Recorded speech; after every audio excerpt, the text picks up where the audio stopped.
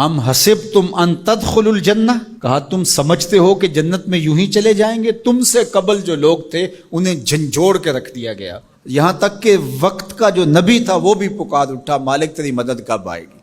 تو پھر ہم نے کہا بس اللہ کی مدد آیا چاہ رہی۔ تو اللہ تعالیٰ نے ابتلا رکھی ہوئی ہے ہر ایک کے لیے، یہ نہیں ہو سکتا کہ اس دنیا میں آئیں اور ابتلا کے بغیر ہی گزر جائیں۔ کوئی آدمی ایسے ہی گزر جائے، ایسے نہیں ہو سکتا، ابتلا سے اس کو گزرنا پڑے گا جیسے بھی گزرے۔ اللہ مال دے کے بھی آزماتا ہے اور غربت دے کے بھی آزماتا ہے، یہ دونوں آزمائشیں ہیں اس کی۔ کبھی صحت دے کے آزماتا ہے، کبھی بیماری دے کے آزماتا ہے، کبھی فراغت دے کے آزماتا ہے، کبھی مصروفیت سے آزماتا ہے، کبھی بھوک سے آزماتا ہے، کبھی انواع و اقسام کے کھانے فراواں دے دیتا ہے، اب آزمائش ہوتی ہے۔ تو آزمائش تو ہے۔ اور حضور علیہ السلام سے حضرت ابو سعید خدری رضی اللہ تعالیٰ عنہ ملنے گئے تو آقا کریم علیہ السلام بخار میں مبتلا تھے، حضور کے اوپر لحاف تھا، کمبل تھا، تو انہوں نے کمبل کے اوپر ہاتھ رکھا تو بخار کی گرمی، جو جسم گرم ہو جاتا ہے بخار سے، وہ گرمی کمبل کے اوپر سے محسوس کی۔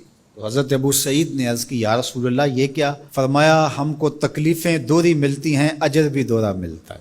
سب سے زیادہ تکلیفیں انبیاء کو آئی، سب سے زیادہ تکلیفیں نبیوں کو پہنچی ہیں، پھر جو نبیوں کے خاص لوگ، متبعین خاص، ان کی عادات کو اختیار کرنے والے۔ امام فخر الدین رازی نے تفسیر کبیر میں لکھا ہے کہ مکے سے لے کر طائف تک 70 ایسے نبیوں کی قبریں ہیں جن کی وفات صرف بھوک اور پیاس کی وجہ سے ہوئی ہے۔ حضرت خباب بن ارت رضی اللہ تعالی عنہ حضور کی خدمت میں حاضر ہوئے، حضور کعبۃ اللہ کی دیوار کے ساتھ بیٹھے ہوئے تھے، کافروں نے اتنے دکھ دیے، اتنی تکلیفیں دی کہ یہ تھوڑے سے پریشان ہو گئے۔ تو آقا کریم نے فرمایا خباب بس گھبرا گئے ہو؟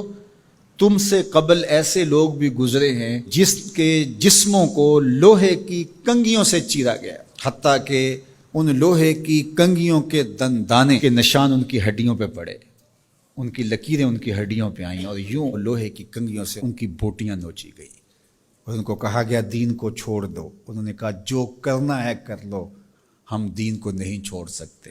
حضرت زکریا کے سر پیارا رکھ کے پاؤں تک چیر دیا گیا، لیکن پڑھو ان کی سیرت، ان کی زبان سے اف بھی نہیں نکلی، زخم پہ زخم کھا کے جی، خون جگر کے گھونٹ پی، آہ نہ کر لبوں کو سی، یہ عشق ہے دل لگی نہیں۔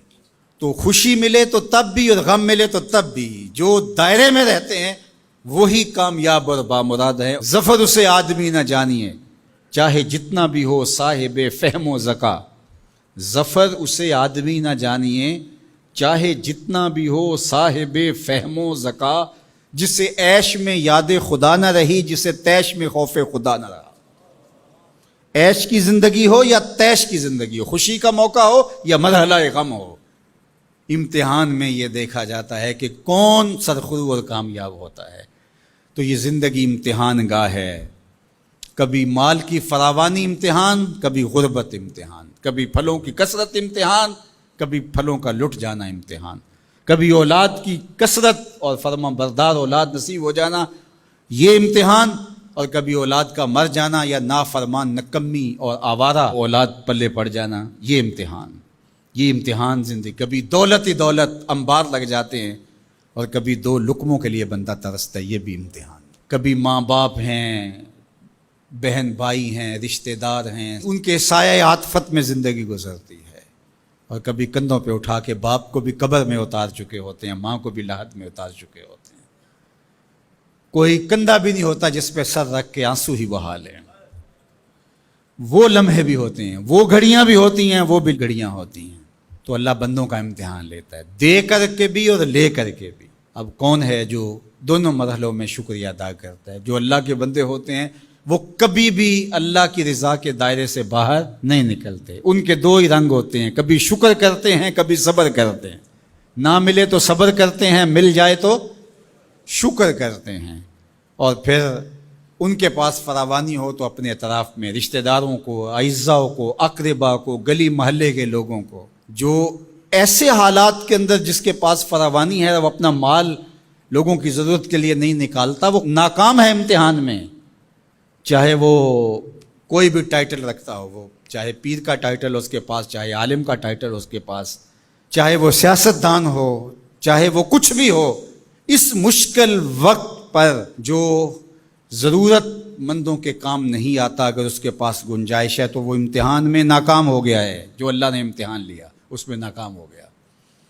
اور دوسرا، جو مصیبت میں پھنس گیا وہ اپنی سفید پوشی کا آخری حد تک بھرم نہ ٹوٹنے دے۔ تو میں اور آپ لمحہ لمحہ امتحان گاہ میں کھڑے ہیں۔ میں ممبر پہ بیٹھا ہوں تو میں بھی امتحان میں ہوں، آپ یہاں بیٹھے ہیں آپ بھی امتحان میں ہیں، فیکٹری کے مالک بن کے سیٹ پہ بیٹھے ہیں آپ بھی امتحان میں ہیں، اقتدار کی مسند پر بیٹھنے والے سب سے بڑے امتحان میں ہیں، کیونکہ سب سے زیادہ تو ان سے پوچھا جائے گا نا۔ اللہ تعالی ہمیں اس امتحان میں کامیابی دے، اور اللہ تعالیٰ اس وقت ملک کے جو حالات ہیں اپنے کرم سے ان کو درست فرما دے۔